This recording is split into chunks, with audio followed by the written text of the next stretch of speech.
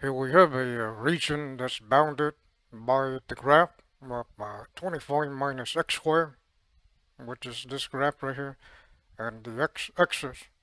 So we want to know what is the exact area of this shaded region. So that's what we're looking for. And so first, what we're going to do is we're going to fill the shaded region with 4 rectangles. So these are 4 rectangles. And then we will find the area of each rectangle and then add the areas of the rectangles up, and that will give us an approximation of what the shaded region, the area of the shaded region, and then after that we will find the exact area of the shaded region. So let's find the area of the first rectangle. The first rectangle is in the subinterval from 1 to 2. So we call this x of 0, which is 1, and then x of 1 is 2. And then notice that 8 is 1 and b is 5. And so in the first subinterval, the midpoint right here, this is 1.5. Here this is 1, this is 2, so the midpoint would be 1.5. The width of the rectangle is 1 because it's 2 minus 1, which is 1. And then the height of the rectangle, we will use the midpoint to find the height of the rectangle. And so the midpoint right here is 1.5, and so the corresponding y value, when x is 1.5, y is 22.75. And so right here, this point is 1.5, x is 1.5, and y is 22.75. Which is the height of the rectangle. And so rectangle number 1, the width is 1, the height is 22.75. So the area would be 22.75. 22.75 times 1. So this is the height, this is the width. And so the area of the first rectangle is 22.75. And now let's find the area of the second rectangle. So the second rectangle is in the subinterval from 2 to 3. So x of 1 is 2, x of 2 is 3. And so the midpoint right here would be 2.5. And so we want to find the y when x is 2.5. When x is 2.5, which is the midpoint of the second rectangle, the corresponding y is 18.75, and so 2.5, and then go up to where the curve is. So this point right here, x is 2.5, y is 18.75, and so the height of the second rectangle is 18.75. And again, the width is still 1, so the width of each rectangle is 1. And so the area for the second rectangle is 18.75 times 1, which is 18.75. For the third rectangle is in the subinterval from 3 to 4. And so the midpoint will be 3.5. And now we like to find y when x is 3.5. When x is 3.5, then y is 12.75. And so this point right here, that's the point 3.5 for x and 12.75 for the y. And so the height of the third rectangle is 12.75. And so the area of the third rectangle would be 12.75 times 1, which is 12.75.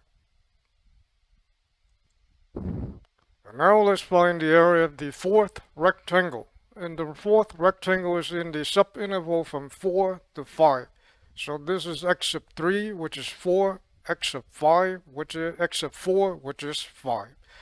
And therefore the midpoint for the fourth subinterval, this is 4, this is 5, and so the middle would be 4.5. Now we like to find the y when x is 4.5. When x is 4.5, then y will be 4.75. And so this point right here, x 4.5, y 4.75, and therefore the height of the fourth rectangle is 4.75. And the area is going to be 4.75 times 1, which is 4.75. And for all of these rectangles, the width is 1, and we use the notation delta x to denote the width. And so delta x for the first rectangle is 1, delta x for the second rectangle is 1, and for the third rectangle, delta x is 1, and for the fourth rectangle, delta x is 1. Delta x represents the width of the rectangle. And then for the height,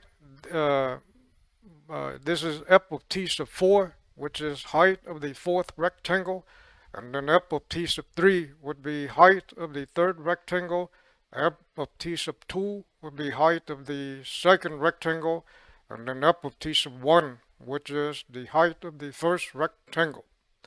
And recall that t sub 1 is the midpoint of the first interval, t sub 2 is the midpoint of the second interval, and so on. And now let's add the areas of the rectangles together, and that will give us an approximation for the area of the shaded region. And so the first rectangle area is 22.75. Here's the second, the third, and the fourth. And so the four areas added together is 59. And therefore the shaded region has an area of approximately 59. But this is not the exact answer, and we can find the exact answer. And so here we have four rectangles, and we just found that the area of the four rectangles together is 59. And now suppose we fill this up with 10 rectangles. Then the area is 58.72. And then if we fill it up with 15 rectangles, then it'd be the areas of the rectangles is 58.69. And now we have 20 rectangles.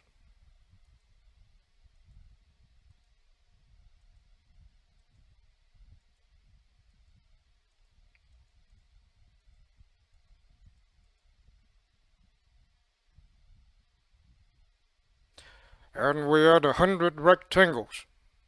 And the area of the areas of the 100 rectangles, the sum of it is 58.56. And so that's how we're going to get the exact area, by filling this with many rectangles. And in fact, to get the exact area, we have to fill it up with an infinite number of rectangles. And so that's how we're going to get the exact answer, by filling the shaded region with an infinite number of rectangles. Here are the four rectangles again, and again this is x sub 0, x sub 1, x sub 2, x sub 3, and x sub 4. And so x sub 0 would be 1, would be A, and then x sub 4 would be B, which is 5. The width of each rectangle is 1, which can be found as b minus a divided by n. N is the number of rectangles. So we have 5 minus 1, which is 4. And so we have 4 rectangles, then n would be 1. But now suppose we just have n number of rectangles. So n could be not any number. N could be 10, could be 100, could be 1,000, could be 100,000. So n is the number of rectangles. X sub 0 is the same as A. In this case is 1. X sub 1 is going to be A plus 1 width of the rectangle. A is 1, and recall that the width of each rectangle we denoted as delta x. So in this case it'd be 4 over n. N is the number of rectangles. So we get 1 plus 1 delta x. x sub 2, which is right here, is going to be x sub 0, or a, plus 2 delta widths.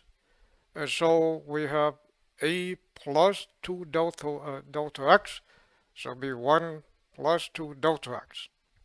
And similarly, a sub 3, x sub 3 would be 1 plus 3 delta x. X sub 4 be 1 plus 4 delta x. And again, delta x is the width of each rectangle. And so in general, x sub I will be 1 plus I times delta x. Now let's do the midpoints. T sub 1 will be x sub 0 plus half the width of the rectangle, which is half of delta x. So it'll be x sub 0 plus half the width of the rectangle. And so it'll be x sub 0 plus 1 half delta x, but x sub 0 is 1. And so we get 1 plus 1 half delta x. T sub 2 will be x sub 1 plus half the width of the rectangle. But x sub 1 is 1 plus 1 delta x. And then plus half the width of the rectangle, which is 1 half delta x. And similarly, T sub 3 is going to be 1 plus 2 delta x. And plus 1 half delta x. So T sub 3 is right here. This is 1 delta x, 2 delta x, and then a half a delta x. So that's why we have 1 plus 2 delta x, and then plus 1 half delta x. And then T sub 4, which is right here, it'd be 1, this is 1 right here, and then plus 3 delta x, or 3 widths, and then plus a half a width of the rectangle. So we get 1 plus 3 delta x plus 1 delta x. And so in general, if it's 3 here, then there's 2 here. If it's 4 here, it's 3 here. So if we have I here, then it'd be x sub I minus 1 plus half the width of the rectangle. And so we get x sub I minus 1 plus 1 half delta x, because that's what the width of the rectangle. And then x sub I minus 1 is earlier we found that it's 1 plus I minus 1 times delta x, and then plus 1 half delta x. And then these this term and this term has a common factor of delta x, and so we factor out the delta x, and then we get I minus 1 plus a half. And so it becomes 1 plus delta x minus 1 plus a half is minus 1 half. So that's what T sub I is in terms of delta x. So we found a formula for T sub I. Now let's find f of T sub I. And again, remember that T sub I is the midpoint, and f of T sub I represents the height of the ith rectangle. So f of T sub 1 is the height of the first rectangle, f of T sub 2 is the height of the second rectangle, and so on. The function we are dealing with is f of x equal to 25 minus x squared. And once again, delta x represents the width of each rectangle. And so in this case, b is 5, 8 is 1. So b is 5, 8 is 1. 5 minus 1 is 4. And n is the number of rectangles. And so if we have 4 rectangles, then the width of each rectangle would be 1. If we have 100 rectangles, then the width of each one would be 4 divided by 100. So this is the function. So f of T sub I would be 25 minus T sub I squared. But T sub I is 1 plus delta x times I minus 1 half, and then square.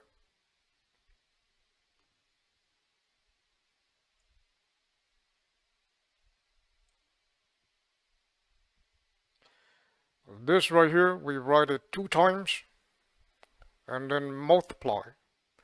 1 times 1 is 1. 1 times delta x, I minus a half, is delta x, I minus a half. Delta x, I minus a half times 1, we get this.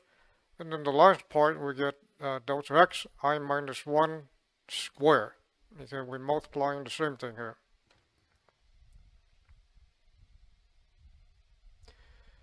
These two terms are similar, so this is 1 delta x, I minus 1, 1 delta x, I minus 1, so we get 2 delta x, I minus 1. And then this can be rewritten as delta x squared and I minus 1 half squared, which is separate them.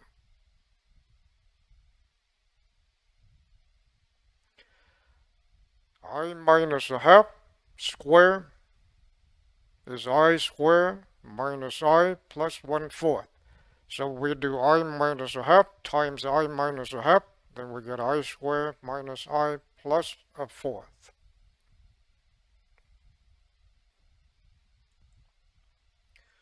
Once again, delta x is 4 over n. Delta x is the width of each rectangle. N is the number of subintervals or the number of rectangles. And so in the place of delta x, we have 4 over n. And then here we have 4 over n. And so this is f of t sub I in terms of n. If we fill the shaded region with n number of rectangles, then this is the height of the first rectangle, height of the second rectangle, height of the third rectangle, and height of the nth rectangle. And then delta x is the width of each rectangle. And so this would be the sum of the areas of n number of rectangles. In summation notation, it would be I from 1 to n of f of t sub I times delta x. We just found that f of t sub I is all of this. And so we will put this in the place of f of t sub I. And then delta x will be 4 over n. And so that's what we have right here. So this right here is the sum of the areas of n number of rectangles.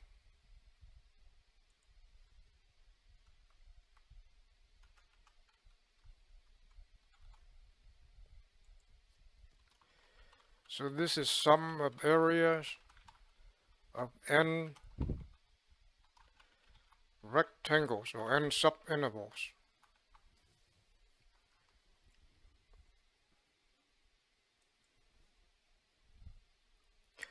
So here we have 25, and then in the place of delta x is 4 over n.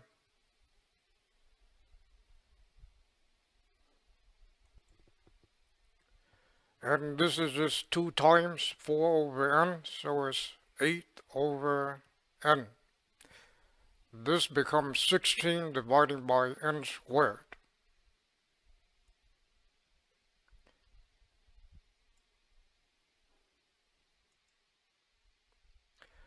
And then let's move everything out. So this becomes negative 1. This becomes negative 8 over n, so it'll be negative of this expression. And then minus this expression. So that's what we have. 25, and then let's multiply everything by 4 over n. So we get 25 times 4 over n, which is the width of the rectangle, and then we have 1 times 4 over n, and then this expression times 4 over n, which becomes 32. 8 over n times 4 over n is 32 over n squared, and then times I minus a half. 16 over n squared times 4 over n is 64 dividing by n to the third, and then times all of this.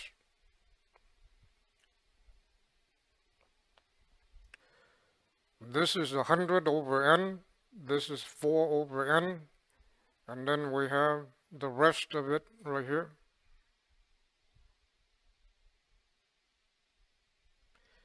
A 100 over n minus 4 over n is 96 over n. This would be minus 32 over n squared times I, minus over 32 over n squared times minus a half. It would be positive 16 over n squared. And then negative 64 over n to the third times I squared. 64 over n to the third times I, this is negative and negative, so it's positive. And then 64 over n to the third times 1/4, and this is negative, positive, so we get negative. And recall that if we have summation of things like this, a minus b plus c, then we can separate them into sum of summations. So that's what we're going to do here. We're going to do summation of each term right here. So this will be summation of 96 over n minus summation of 32 over n squared times I plus summation of 16 over n squared minus summation of 64 over n to the third times I squared plus summation of 64 over n to the third, 64 divided by n to the third times I, and then minus the summation of the last term. Recall that for summation, if we do a summation of a constant, meaning you have a constant here and no I here. So this summation is I runs from 1 to n, but here we have no I. If there's no I, then it just be the constant times n.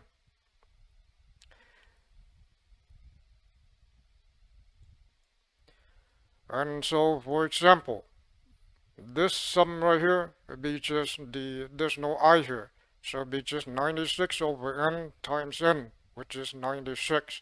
Since there's no I here, we could think of this as a constant as far as I is concerned. And then next, we need these two formulas right here. The summation of I, which is I from 1 to n, which is 1 plus 2 plus 3 all the way up to n, is n squared over 2 plus n over 2. And then the summation of I squared, which is 1 squared plus 2 squared plus 3 squared all the way to n squared. And that formula is n to the third divided by 3 plus n squared divided by 2 and plus n divided by 6. And therefore this right here is 96. Summation of I, we will substitute it for n squared over 2 plus n divided by 2.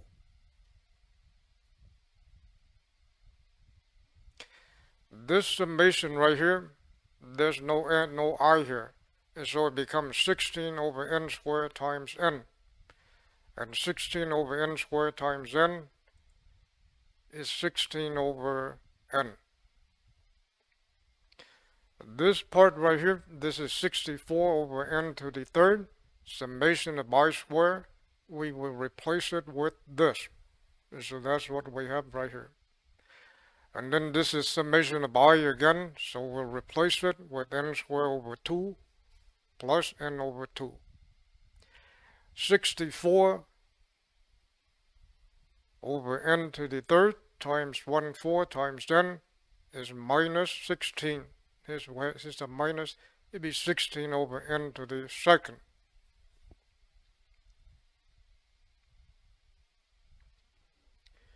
Here we have 96. 32 over n squared times n squared over 2 is 16. And we have a minus. And then 32 over n squared times n over 2 is 16 over n. And again, there's a minus. And then this is 16 over n. 64 over n to the third times n to the third dividing by 3 is 64 thirds minus. And then 64 over n to the third times n squared over 2, we get 32 over n minus. 64 over n to the third times n over 6 is 64 over 6n squared.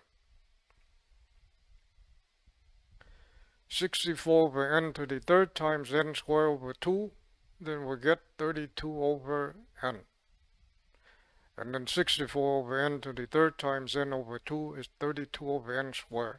And then minus 16 over n squared. And so once again, this is the sum of areas of n rectangles.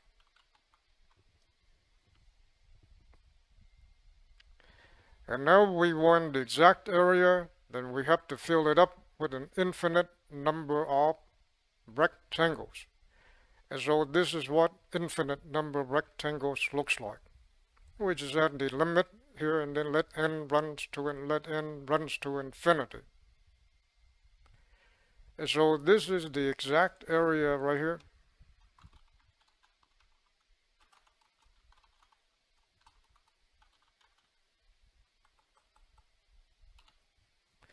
With n number of rectangles, and so we have the limit as n approaches infinity, and we have just found that this sum right here is this. As n runs to infinity, we get 96 minus 16. This will go to 0, 0, and then we have minus 64 thirds, and this will go to 0, 0, 0, and 0. And so the answer is 58 2/3. And that's the exact area of the shaded region.